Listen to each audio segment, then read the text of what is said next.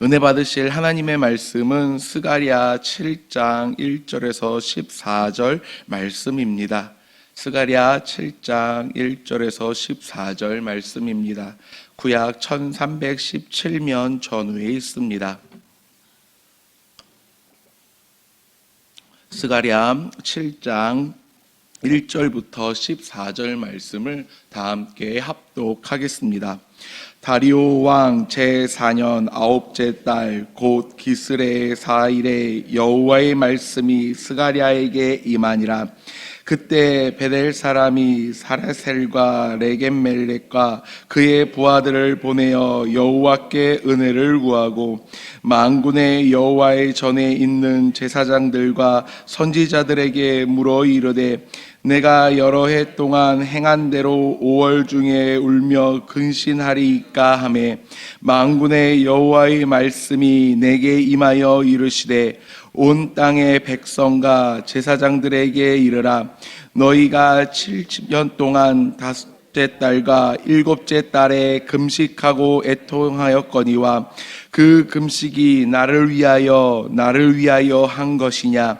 너희가 먹고 마실 때 그것은 너희를 위하여 먹고 너희를 위하여 마시는 것이 아니냐.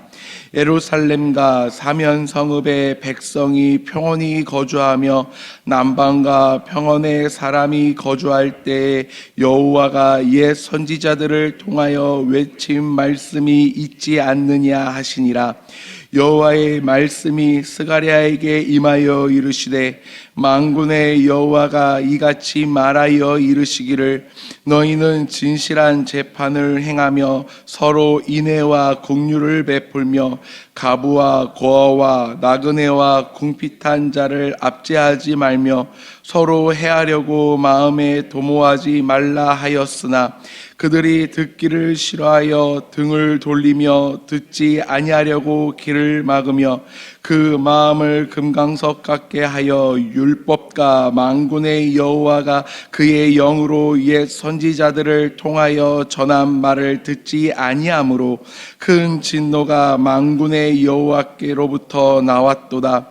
내가 불러도 그들이 듣지 아니한 것처럼 그들이 불러도 내가 듣지 아니하리라. 만군의 여호와가 말하였느니라. 내가 그들을 바람으로 불어 알지 못하던 여러 나라에 흩어 그 후에 이 땅이 황폐하여 오고 가는 사람이 없었나니 이는 그들이 아름다운 땅을 황폐하게 하였음이니라 하시니라. 아멘. 할렐루야. 이 시간 진정 하나님을 위함인가 라는 제목으로 말씀을 나누도록 하겠습니다. 사랑하는 성도 여러분, 우리는 스가랴 7장 1절부터 14절까지의 말씀을 통해 신앙의 형식과 본질, 그리고 하나님이 원하시는 참된 예배와 삶의 태도가 무엇인지 깊이 묵상해야 합니다. 우리는 살면서 또는 교회 공동체 안에서 흔히 접하는 문제 중 하나가 의식과 형식이 본질을 덮어버리는 경우입니다. 예배와 기도, 헌금과 봉사와 금식 같은 영적 훈련이 처음에는 하나님께 나아가는 수단이었지만 점차 그 훈련 자체가 목적이 되고 결국 우리가 지켜야 할 하나의 룰이 되어버릴 때가 많습니다. 오늘 본문은 포로기한 이후에 유다 백성들이 처한 시점에서 시작합니다. 성전 건축이 어느 정도 진행되고 있으나 진행 상황은 더뎠고 복구는 완벽하게 되지 않은 상황이었습니다. 그러던 중 베델 지역의 몇 사람이 제사장들과 선지자들에게 질문을 합니다. 여러 해 동안 행한 대로 5월 중에 금신하리까라는 질문, 즉 이전부터 행해 오던 금식을 계속해야 하는 질문이었습니다. 이 질문은 단순히 절기에 따른 의무 수행의 연장일 수 있지만 하나님의 응답은 그 질문보다 훨씬 더 깊고 도전적입니다. 하나님은 단지 금식의 여부를 허락하는 답변을 하시는 것이 아니라 그 금식의 동기와 중심이 누구인가를 묻고 계십니다. 너희가 그것을 하는 것이 너희를 위함이냐 아니면 나를 위함이냐? 이 질문은 금식만을 향한 것이 아니라 우리의 삶 전체와 마음을 향한 질문입니다. 우리는 신앙생활을 하면서 여러 훈련을 할 수 있고 또 해야 할 필요도 있습니다.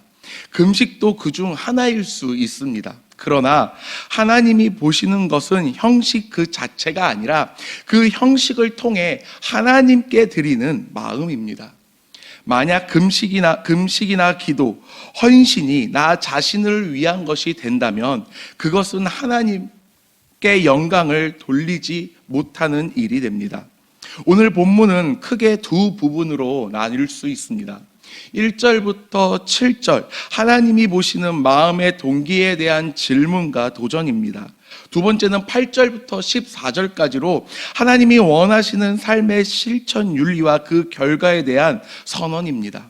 이 시간 말씀을 통해 우리의 신앙이 나를 위함인지 하나님을 위함인지 깨달아야 합니다. 그리고 이 질문을 통해 우리의 삶은 하나님 중심적인 삶으로 변화되어야 합니다. 첫 번째 질문은 하나님 형식과 본질에 대한 문제입니다. 먼저 본문의 배경을 살펴보면 스가랴가 선지자로 활동하던 때는 페르시아의 다리오 왕 통치하 4년째 기스레월 1일이었습니다. 이 시점에는 유다 백성이 바벨론 포로에서 복귀한 뒤 두 번째 성전 건축을 진행하고 있던 시기입니다. 이때 배달 지역의 대표자들이 제사장과 선지자들에게 5월 금식을 계속해야 하느냐라는 질문을 하게 되는데, 이 질문은 포로 시절부터 이어온 금식 전통을 유지할 것인가에 대한 신앙적 고민에 반영된 질문입니다. 이 질문 자체는 결코 잘못된 질문이 아닙니다. 5월과 7월에 행했던 그 금식은 이스라엘이 겪은 비극적 사건들, 하나님의 말씀을 순종하지 않고 바벨론의 포로가 된 그 사건을 기억하며 회개하고 애곡하는 뜻을 드러낸 전통이기 때문입니다. 그러나 그 문제는 그 전통 의식이 본질을 잃고 관습화되었을 때입니다. 하나님은 이 질문을 들으실 때 그것을 금식을 해야 하느냐 하지 말아야 하느냐라는 두 가지 중에 답변을 말씀하는 것이 아니라 전혀 다른 질문을 이스라엘 백성들에게 그리고 우리에게 던지십니다. 그것이 진정 나를 위함인가? 나를 위하여 한 것인가? 라는 것을 우리에게 그리고 이스라엘 백성들에게 물어보십니다. 하나님의 질문에 하나님의 뜻이 얼마나 강하게 묻어나와 있는지 나를 위하여라는 이 단어가 두 번이나 반복해서 사용하십니다. 하나님의 백성과 제사장들에게 묻습니다. 너희가 먹고 마실 때에도 그것이 너희 자신을 위함이 아니냐? 우리가 일상생활에서 누리는 것들조차 하나님을 위함이 아니라 나를 위함이 되어버릴 때가 많습니다. 예배도 봉사도 헌신도 결국 나의 기쁨, 나의 만족, 나의 평강을 위한 것이 될 때가 너무나도 많습니다. 뿐만 아니라 하나님은 백성들에게 하나님이 주셨던 복과 평강을 누렸던 때를 상기시킵니다. 예루살렘과 사면 성읍에 백성이 평온히 거주하며 그 많은 사람이 거주할 때 여호와가 옛 선지자를 통하여 외친 말씀이 있지 않느냐. 즉 평온의 시대에도 하나님의 말씀을 주셨지만 백성들이 듣지 않았다고 이야기를 합니다. 기도의 절박한 때나 위기의 순간만 하나님을 찾았지 평안할 때는 잊고 지낸 것이 문제입니다. 신앙은 위기나 절박한 순간의 선택이 아니라 일상의 삶 속에서 지속적이고 견고한 관계로서 이어져야 합니다. 형식과 정통은 물론 중요합니다. 하지만 그것들이 해왔기 때문에 해오는 것이 아니라 하나님의 뜻과 관계의 중심 위에 서야 합니다. 하나님은 외적인 형식 그 자체를 원하시는 것이 아니라 그 형식을 통해 나타나는 우리의 마음을 원하십니다. 우리의 중심을 더 원하십니다. 하나님을 향한 진심을 보시고 계시는지, 보이고 있는지 우리에게 묻고 계십니다. 그렇다면 우리는 어떠한 삶을 살아야 할까요? 어떠한 삶을 살아야 하나님께서 원하시는 삶을 살 수 있는 것일까요? 그 질문은 후반절의 8절부터 나타납니다. 본문 8절에서 하나님은 스가랴에게 다시 말씀하십니다. 그리고 9절과 10절을 통해 말씀하십니다. 본문 말씀 9절과 10절 말씀을 함께 읽겠습니다. 만군의 여호와가 이같이 말하여 이르시기를 너희는 진실한 재판을 행하며 서로 인애와 긍휼을 베풀며 가부와 고아와 나그네와 궁핍한 자를 압제하지 말며 서로 해하려고 마음에 도모하지 말라. 아멘. 이 구절에서 하나님이 우리에게 기대하시는 구체적 삶의 태도가 나열됩니다. 첫 번째는 진실한 재판을 원하십니다. 사회와 대인 간의 대인 관계 속에서 하나님의 정의와 공의와 뜻을 세우는 것을 말합니다. 법정이나 분쟁의 자리만이 아니라 우리의 관계 속에서도 진실과 공의의 잣대를 세워야 합니다. 감정에 휘둘리지 않고 친분에 휘둘리는 것이 아니라 양심과 성경적 기준 위에 우리는 바로 서야 합니다. 또한 인애와 긍휼을 베풀라 말씀하십니다. 인애와 긍휼은 성경에서 하나님을 소개하는, 성품을 소개하는 가장 압축된 단어입니다. 즉 인애와 긍휼은 하나님의 언약 백성들에게 하나님의 성품을 가장 잘 드러낸 단어이기도 합니다. 즉 헤세드입니다. 단순한 동정이 아니라 깊은 연민과 자비의 마음, 나의 눈길이 닿지 않는 곳에 고통받는 이웃이 있을 때 그들에게 하나님의 사랑을 흘려보내므로 하나님을 영화롭게 해야 하며 하나님께 영광 올려야 합니다. 그리고 우리의 삶이 그 영광 올리는 삶이 되어야 합니다. 그리고 이 인애와 긍휼이 어떻게 그리고 누구에게 흘려보내야 합니까? 바로 가부와 고아와 나그네와 궁핍한 자를 압제하지 않음으로 나타내야 합니다. 이들에게 우리의 인애와 긍휼을 나타낼 때 사회적 약자에 대한 압제와 불의는 하나님께서 가장 미워하시는 죄 중 하나입니다. 그렇기 때문에 하나님께서는 이스라엘 백성들 공동체에게 가난한 자와 가부와 궁핍한 자와 나그네들을 늘 돌보라고 말씀하셨습니다.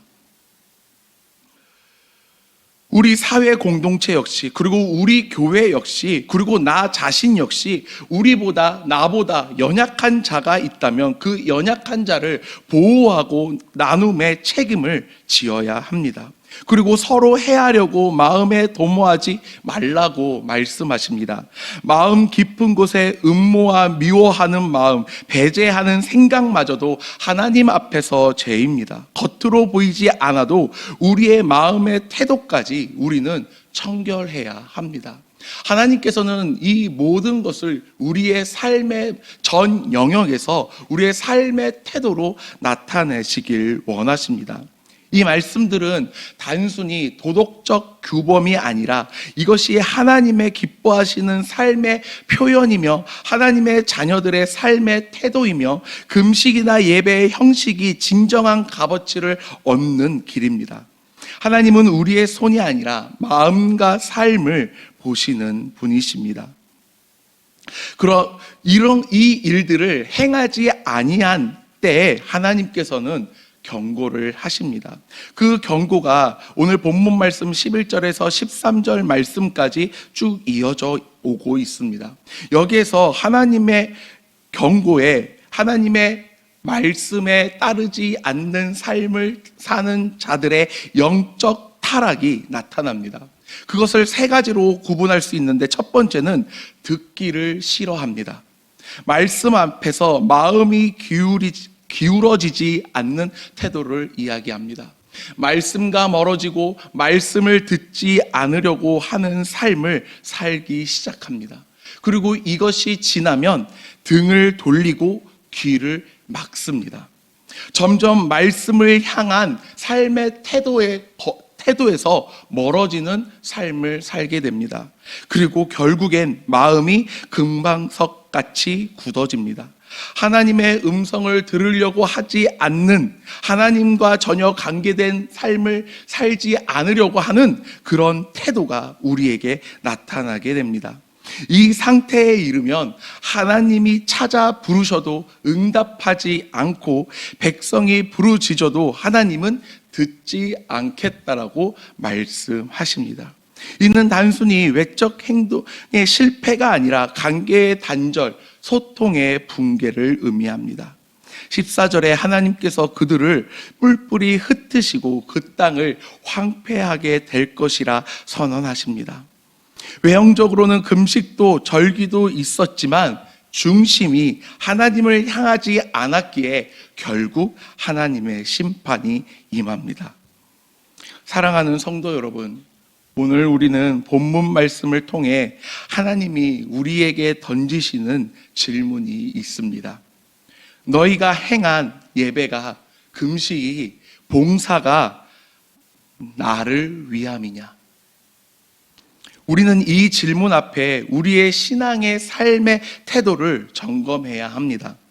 하나님은 우리의 형식이 아니라 마음을 보시는 분이시라는 사실과 엄격한 훈련이나 우리가 하는 모든 봉사의 열심의 중심이 나를 향해 있는지 아니면 하나님을 향해 있는지, 우리는 우리의 신앙과 우리의 삶의 태도를 돌아보아야 합니다. 사랑하는 인천중앙교회 성도 여러분들, 여러분들의 마음의 중심에 삶의 태도가 오직 하나님께만 향하길 축복합니다.